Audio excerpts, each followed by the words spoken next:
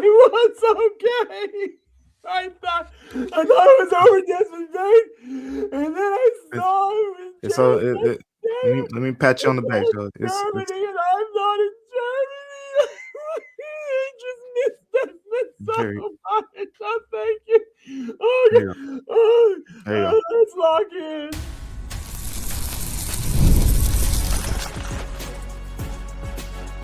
You are Locked On Grizzlies, your daily Memphis Grizzlies podcast, part of the Locked On Podcast Network, your team every day.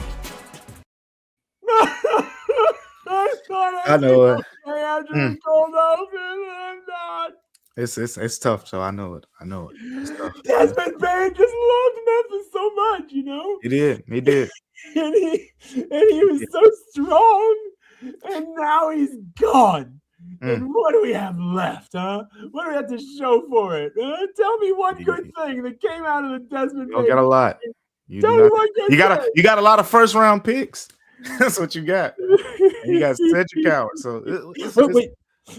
What'd you say? Be okay. You got Cedric Howard. Oh, yeah. There you go. Like him.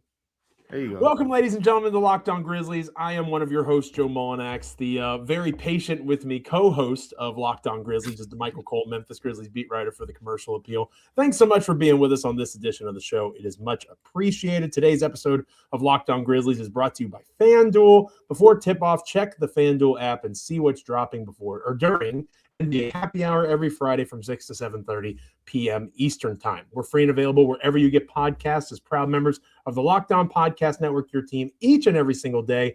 Also, the #1 sports podcast network out there. So throw your ones up, shout out to the Locked On Podcast Network, your team every day. Check us out on Apple, Spotify, Amazon, Google, YouTube, wherever you get podcasts. Make us a part of your NBA and Memphis Grizzlies content consumption each and every time that an episode drops. I haven't done the fake crying bit in a while because I haven't missed Desmond Bane. I thought I was good. I thought I was okay.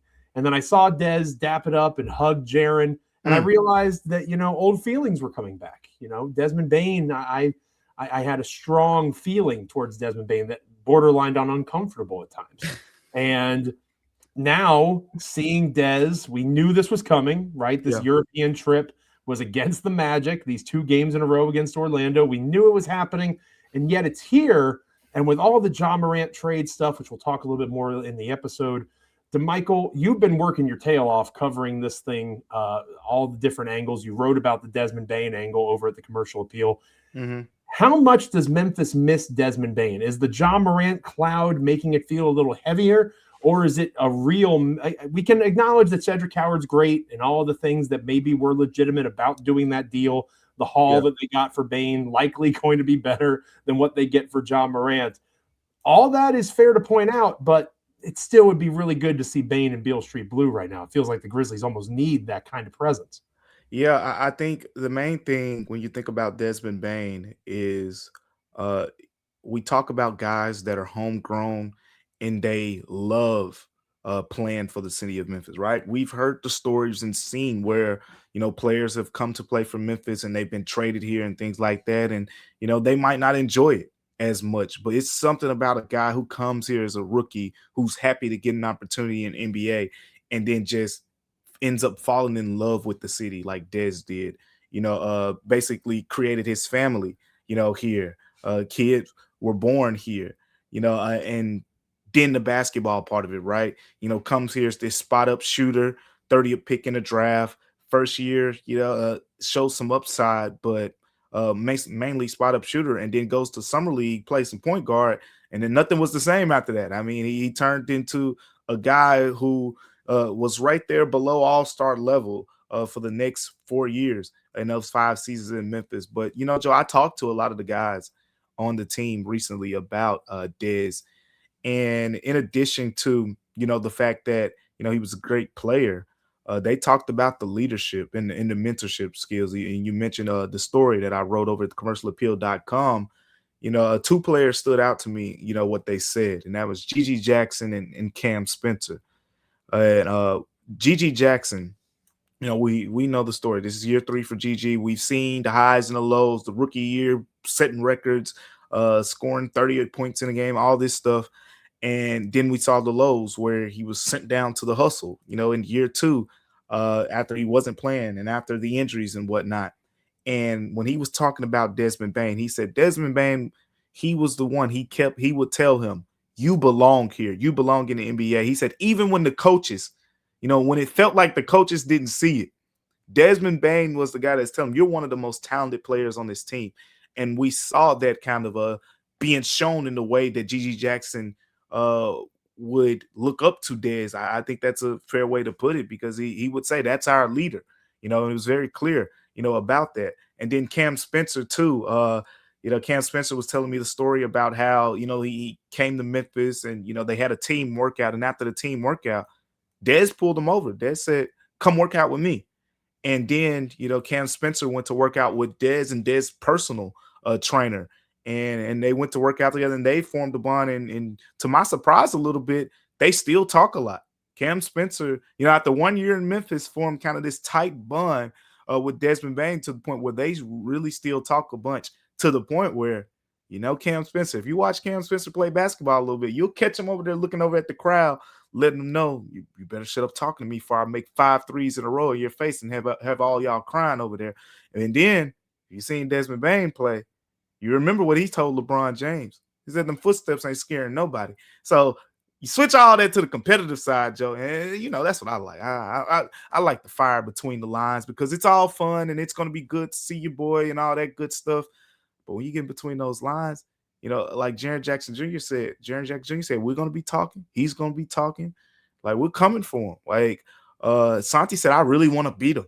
Like, these guys have an extra motivation to beat Desmond Bane. And Desmond Bane has it on his end as well, being that the Grizzlies traded him when he was considered at that time, Joe, part of the core.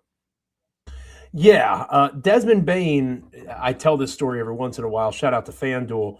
Whenever Desmond Bane plays the Detroit Pistons, which is one of the teams that allegedly rumored to have made Bane a promise or something along those lines, that he was going to get drafted by them, and then obviously they don't. The Grizzlies are the fortunate ones that made that selection of Bane back in the 2020 draft.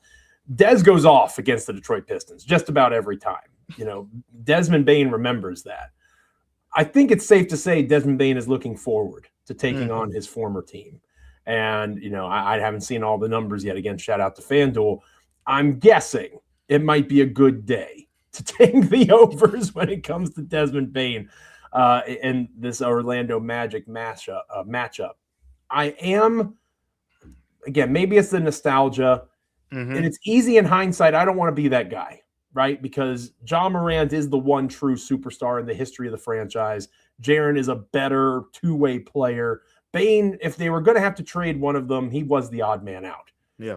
But sitting here today, how does it make you feel that was the choice that the Grizzlies made? Do you still, in hindsight, do you say, oh, well, they should have traded Ja? Or is that, again, the hindsight of history, a little bit unfair to put on the front office? Ja Morant is Ja Morant still to this day. Any trade value he has is because of the name. Yeah.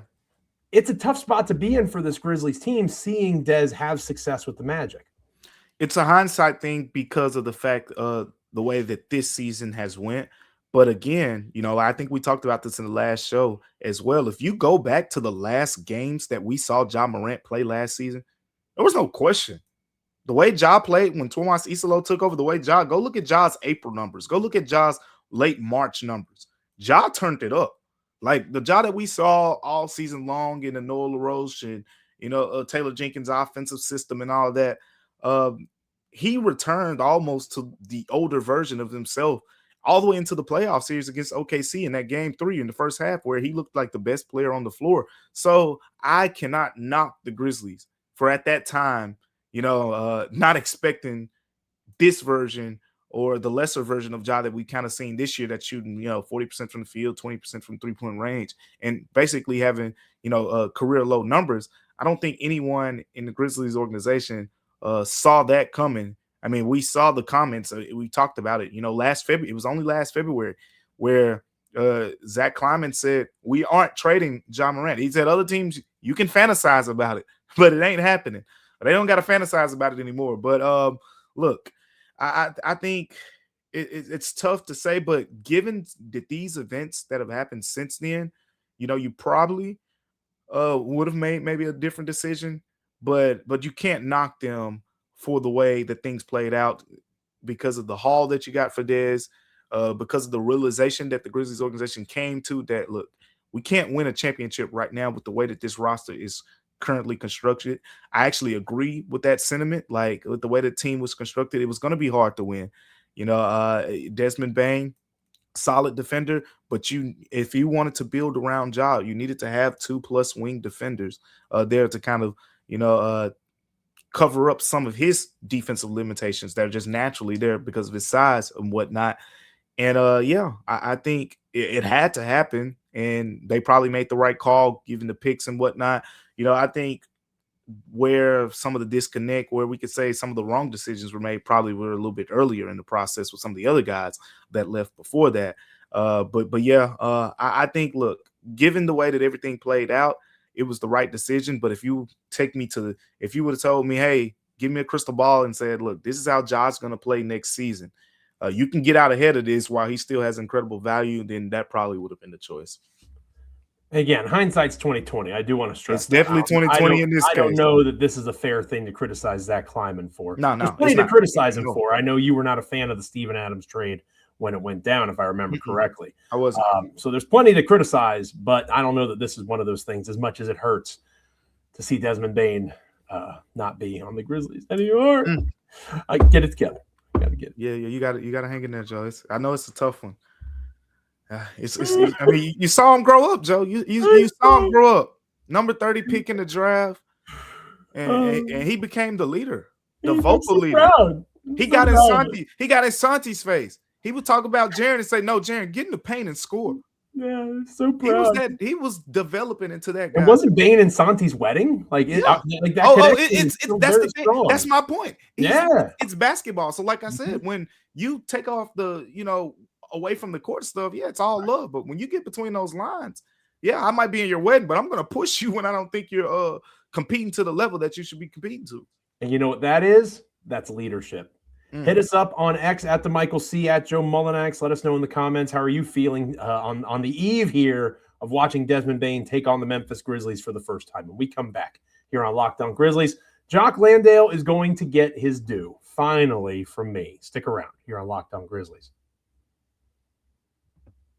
Today's episode of Locked On Grizzlies is brought to you by the good folks over at FanDuel. Fridays already feel different during basketball season. You know that we got to get down on a Friday, and FanDuel is making them even better.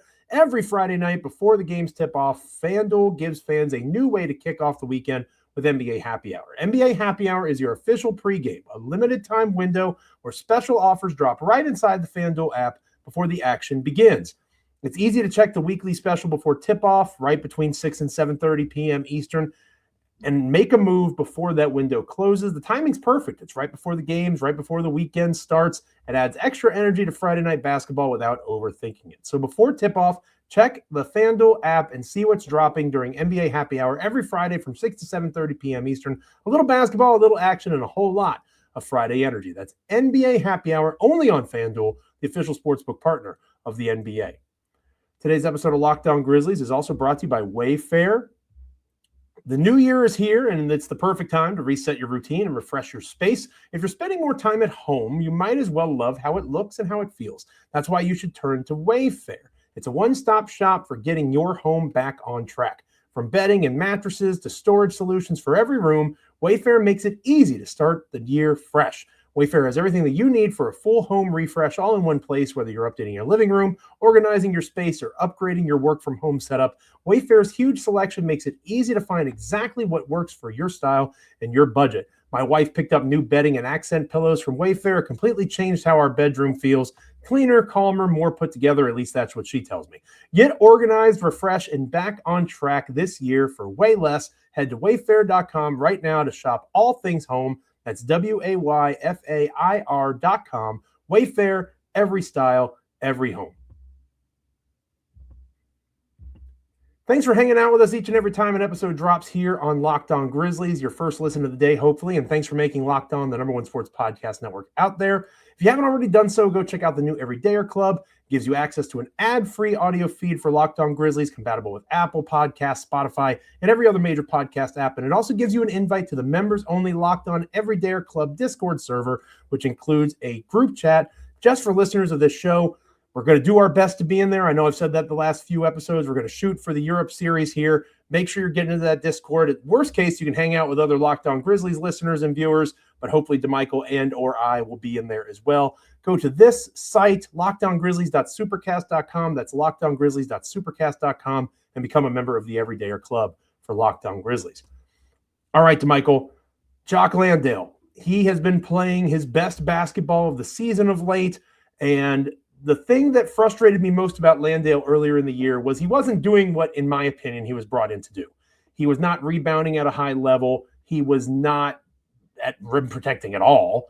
He wasn't being the best screen setter. This idea of him being Zach Edey very light, it was non-existent. He was hitting threes, but the Grizzlies didn't necessarily need him to do that. It was nice, but they needed him to be a big, right? They needed him to fill in for Zach Edey as best as you can fill in for a 7'4", 290-pound guy. The last few games, he's been doing that.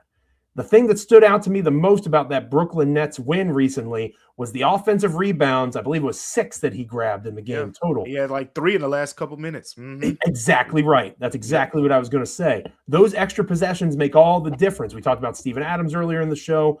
Obviously, Edey at his size and his great rebounding as he's developed as an NBA player. That's the Jock Landale that deserves all the praise. That's the Jock Landale that makes winning plays for this version of the Grizzlies. Kudos to Jock Landale for what he's done in Memphis recently. See, I can say nice things about Jock Landale. There you go. Look at you. Yeah, and I agree. And we've been talking to Jock Landale a lot lately about just the progress that he's made over the course of the season. And he feels the same way. He feels like he's learned a lot and he's progressed as the season has went on. And one of the things that stood out to me is, and I told him this, I said, Jock, I was talking to you a few weeks ago, and I remember like you were talking about yourself as a big, almost like you're an undersized big. He was like, I just try to box my guy out and let the other guys get the rebound. Whereas, when Zach Edey's in there, he just goes up and gets it, because he's bigger than guys. I'm like, when you said that in my head, I'm like, I had to go look it up. I was like, I thought, isn't Jock 6'11"? Like, and then I went and looked it up. I'm like, oh, because he was talking like a 6'8" guy. That's something you hear like Draymond Green or something say, like, hey, I'm gonna box the guy out, like, and y'all come get the rebound or something like that. But as the season has went on, there's a comfortability that's happened, and you're starting to see that physicality. It really stood out in the last game. And it's happened over the course of the last few games. One of the things that I've noticed that you're seeing Jock maybe do a better job of, or it's just his teammates do a better job of noticing, is the fact that when he can be a mismatch as well. When teams switch onto Jock Landale, he is strong enough where he's going to put his shoulder into those guys. He's going to go down there and he's going to duck down in front of the rim. And he's going to try to get it. He's going to get an easy 2 points. Now he'll miss a couple of them. We've seen those. He'll miss a couple of those bunnies, but the opportunities are there, and he definitely makes a lot of them as well. So he is definitely taking advantage of the opportunities. In that way, he's showing that he can be more physical, be a better presence. He joked about the fact that it's not just him, learning the system better and being more comfortable. It's also the other way around, where a lot of these guys haven't played with him. And you remember earlier in the season, when I was talking about how this team just didn't look that athletic, and we were talking about when Zach Edey got back and when Brandon Clark get back, you get lob threats, right? And that was something they were missing. Well, early in the season, they were trying to throw lobs to Jock Landale. If you saw it like I saw it, it wasn't really working out. And I didn't even have to bring that up. He brought it up. He said, look, and he jokingly brought it up, but there was some truth to it. He basically said, look, they figured it out. It's probably not best to throw me a lob. Instead, if you see that 2-on-1 and I'm at the rim, throw me a nice little bounce pass, throw me a little chest pass, you know what I'm saying? Give him the ball, let him go up, get his 2 points. So I think it's a combination of his teammates have a better idea of what type of player he is, and also the fact of the comfortability, his physicality that he's playing with.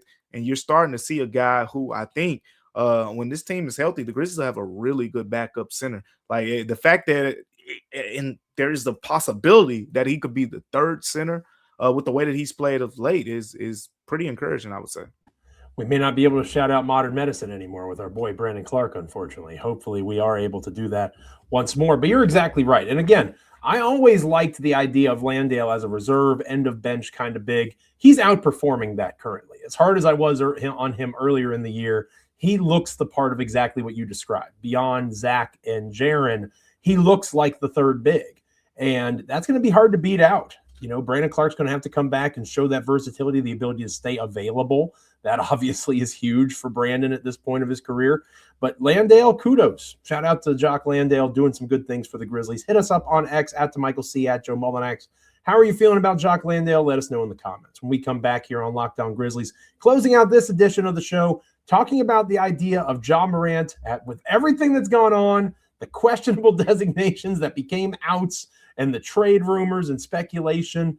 Are we really going to see Ja Morant suit up for the Memphis Grizzlies against the Orlando Magic tomorrow? Stick around here on Locked On Grizzlies. We'll get Damichael Cole's take on the matter.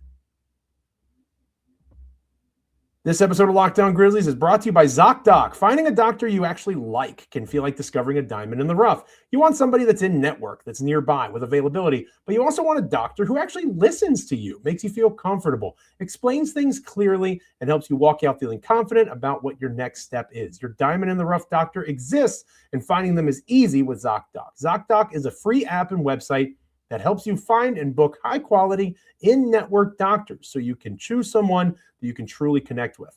They can be able to be chosen via in-person or video visits, making scheduling way easier. You can check verified patient reviews to get a real sense of the doctor's vibe and communication style. And if you ever need to book care fast, this is the place that you need to go. It just makes the process simple. Stop putting off those doctor's appointments. Go to ZocDoc.com/LockedOnNBA to find and instantly book a doctor that you love today. That's ZocDoc.com/LockedOnNBA, ZocDoc.com/LockedOnNBA. Thanks to Zocdoc for sponsoring this message.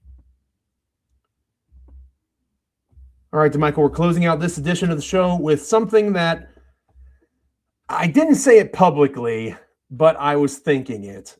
And I'm mad that I didn't say it publicly because it's going to happen, I think. And again, you're much more tuned into the team than me as the Memphis Grizzlies beat writer for the Commercial Appeal.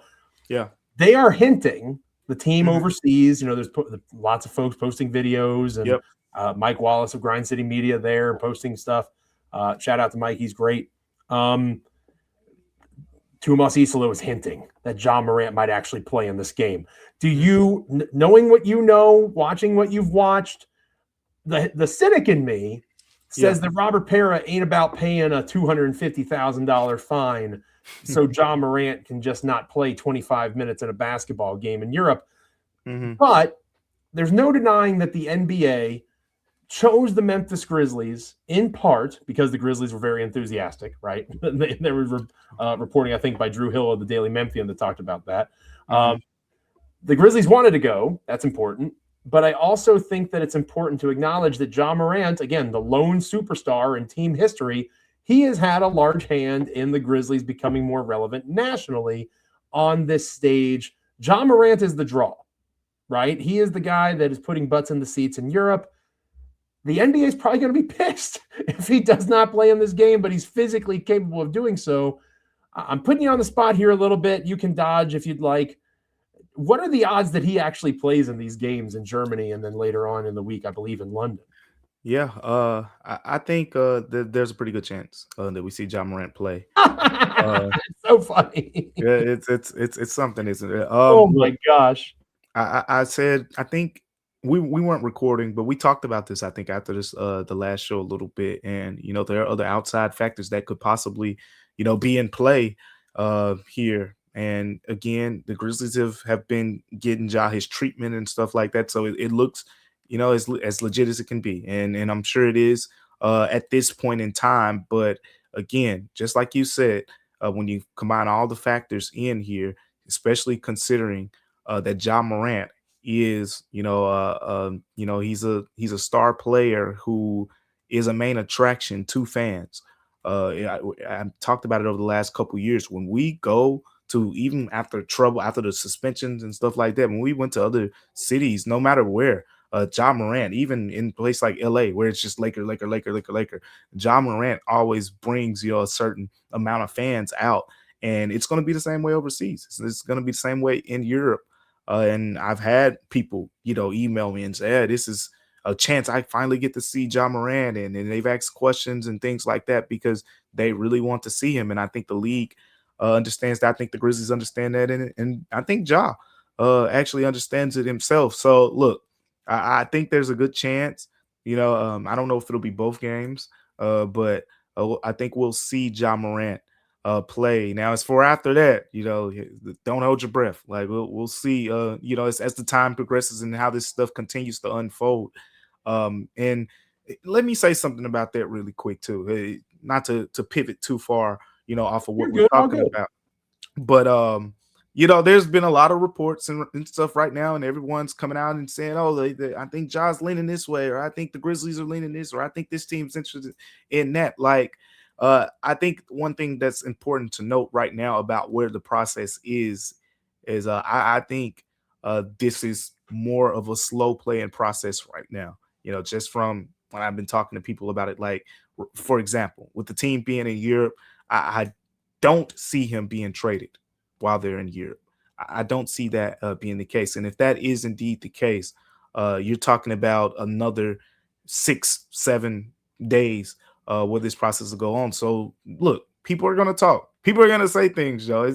It's every day at this point. You're going to hear little things. But at the end of the day, it's not a lot of fast moving parts. Like, I know people want information. I mean, Joe, you should see my DMs right now. Like, it's people saying, "Hey, Damichael, what's going on here? What do you think about this?" And I can't respond to every single one. That's why we got platforms like this, and I try to respond. But at the same time, it's important to note that, look, it's not moving fast right now. So just be patient. This process is going to play out, and we'll see. You'll see what happens. But what if he gets hurt? Right? What if Ja Morant gets hurt after all of this? And godly day, I want to knock on all the wood that's around the house. What if that happens and you're in this spot where you lose the opportunity, whatever value he had in terms of a trade? Are the Grizzlies really willing to take that risk?